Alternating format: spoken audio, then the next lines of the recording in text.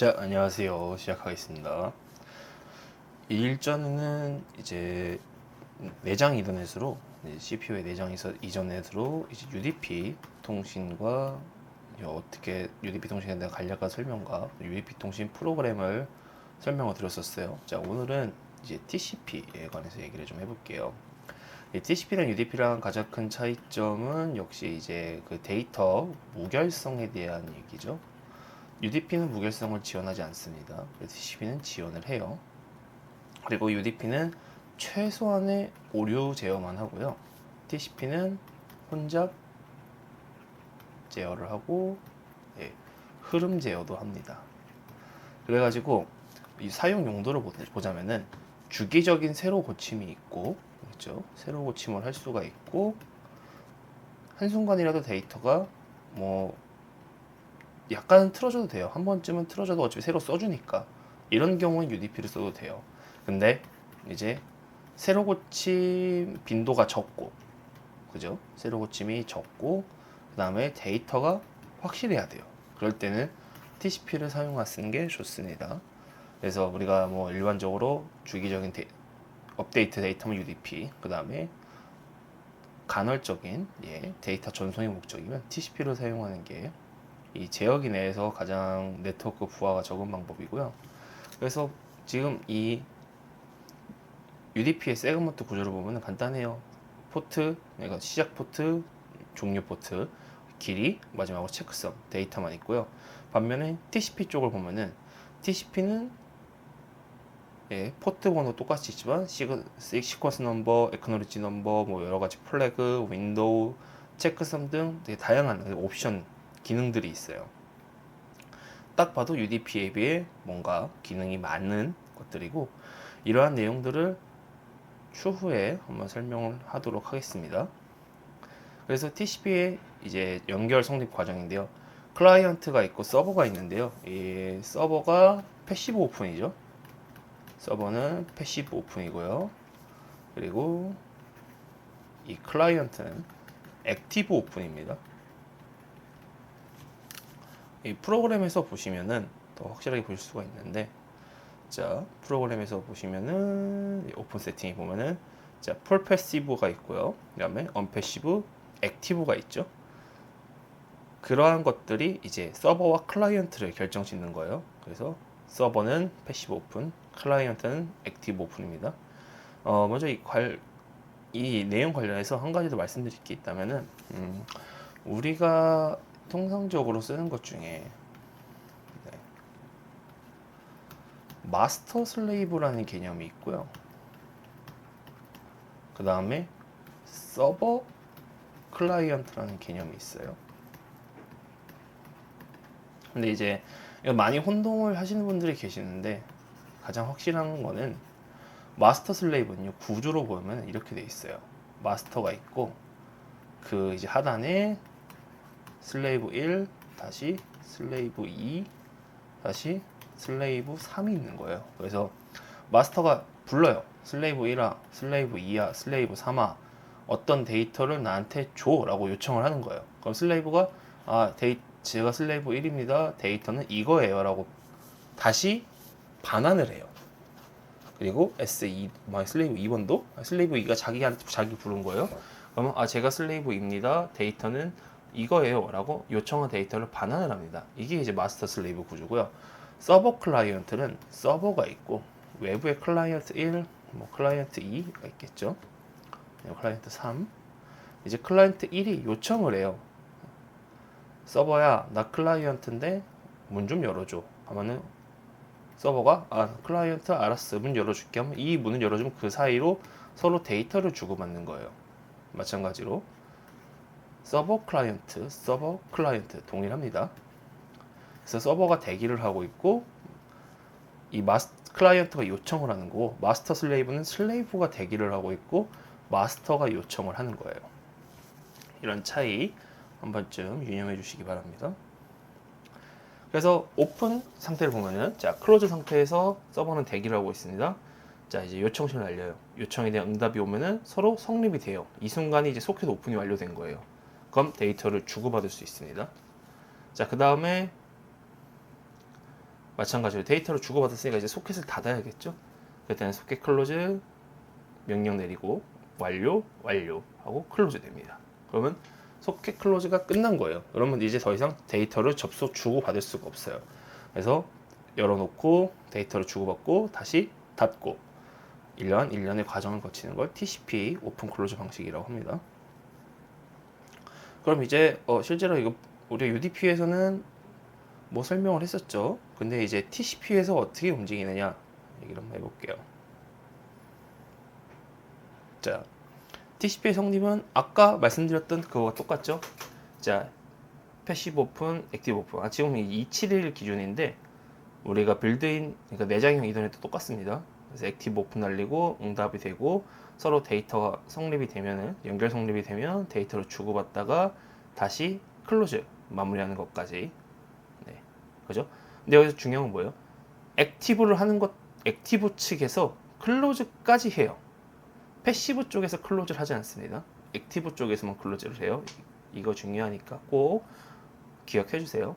액티브 측에서 오픈 클로즈는 다 액티브 측에서 합니다. 패시브에서 오픈 클로즈를 하지 않아요. TCP는 이제 접속을 대기하는 측은 패시브를 실행, 그래서 서버 측이죠. 그 다음에 접속을 실행하는 클라이언트 측은 액티브 오픈을 실행합니다. 그래서 액티브 오픈은 커넥션, 그러니까 접속 대기 중이죠.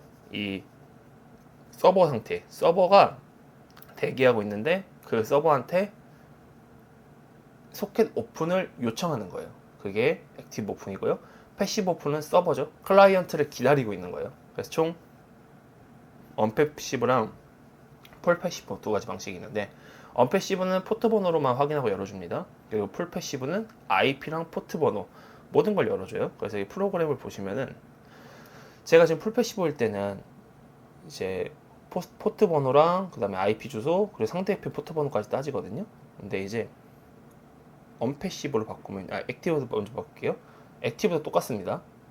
내 포트 번호, 상대편 IP 주소, 그 다음에 상대편 포트 번호까지 따져요. 근데 여기서 만약에 언패시브로 가면 딱 내 포트 번호만 따집니다. 그냥 열려 있어요. 항상 요청만 들어오면 열어주는 거예요. 그래서 항상 이 쓸 수 있는 내가 현재 지향하고 있는 환경에 알맞는 커넥션 방식을 사용하시면 됩니다. 그래서 다음 자 볼게요. 먼저 액티브 오픈 순서입니다. 시작을 해요. 그래서 이제 sp.soc 오픈이라는 명령이 있거든요. 그 해당 명령으로 소켓을 열어줍니다. 그래서 자, 우리 그럼 데이터 전송이 끝났냐? 소켓 열고 데이터 전송이 끝났냐? 하면은 안 끝났어. 그러면 계속 보내거나 받거나 해요. 그리고 난 끝났어. 하면은 다시 소켓 클로즈 명령, 액티브 오픈, 액티브 클로즈를 하면 되겠죠. 그래서 다음 장에 보시면은 이제 액티브 오픈의 중요한 건데, 자, 이거는 제가 프로그램을 통해서 설명을 드리도록 하겠습니다. 자, 먼저 프로그램 열어놓고요. 자, 내비게이션에서 PLC 파라미터 설정합니다. 그리고 뭐 제일 처음에 PLC 네임이 나오겠죠. 제일 끝에 있는 빌트 이더넷 포트 세팅을 누르시고, 자, 오픈 세팅에 들어갑니다. 그러면 오픈 세팅에 보시면 이제 오픈 세팅 해가지고 내가 사용하는 프로토콜이 번호가 있어요. 프로토콜 1번부터 프로토콜 16번까지 있는데 저 1번을 세팅을 했습니다. 그래서 TCP 소켓 커뮤니케이션, 그 다음에 여러 가지 소켓 커뮤니케이션 맞습니다. 그리고 TCP 커넥션은 제가 클라이언트 요청을 할 거니까 액티브로 할 거고요. 그리고 포트 넘버, IP 어드레스, 그 다음에 상대 측 포트 넘버. 이 데스티네이션은 상대 측입니다. 상대 측이고 이 호스트는 현재 나의 제어기의 포트 번호예요. 자, 여기까지 설정을 하고 문제 닫았습니다. 자, 그럼 다음에 이제 소켓을 오픈해야 되는데 소켓 오픈 명령이 있습니다. 이 소켓 오픈 명령을 자세히 보시면요. 제일 처음에 있는 U0이라는 건 덤이에요. 일반적으로 U0 딱 고정으로 씁니다. 그 다음에 K1은 커넥션 번호예요. 아까 제가 말씀드렸죠? 프로토콜 번호라고 말씀드렸잖아요. 이 오픈 세팅에 보시면 있는 번호 1, 2, 3, 4부터 16번까지 이 프로토콜 번호, 내가 해당하는 프로토콜 번호를 여기다 지정을 해주면 되고요. 그 다음에는 이 D0이라는 거 실행 타입이거든요. 실행 타입인데 이 실행 타입을 보면은 잠깐만요. 파워포인트를 볼게요. 내용을 좀 줄이고, 네. 이 실행 타입에 대한 상세 설명이 있는데 결론은 뭐냐면은 이 실행 타입이 빵빵빵빵 H면은 아까 PLC 파라미터 있죠. 이 PLC 파라미터, 제가 설정한 이 PLC 파라미터 오픈 세팅, 여기서 지정한 대로 오픈 처리를 할 거예요. 이 1번대로. 그리고 만약에 8000H를 입력하잖아요.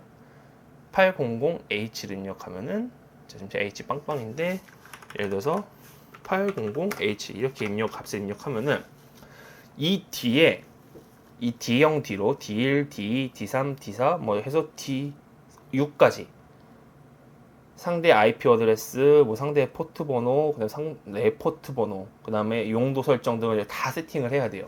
근데 우리는 오픈 세팅을 사전에 미리 했기 때문에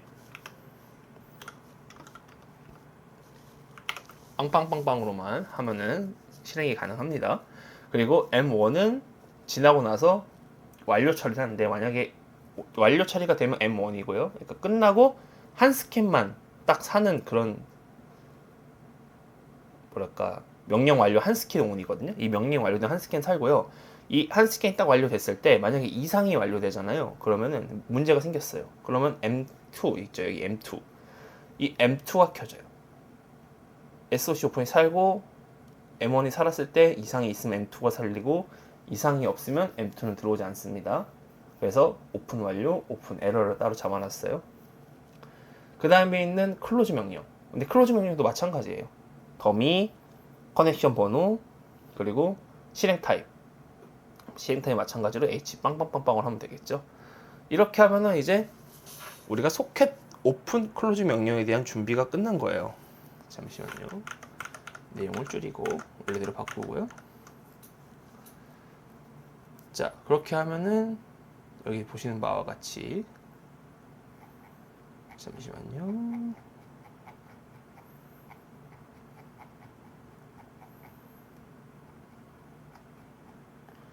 네, 보시는 바와 같이 액티브 오픈으로, 액티브가 소켓 오픈, 소켓 클로즈 해가지고 데이터를 주고받을 수 있는 환경을 다 구성을 해 둔 겁니다.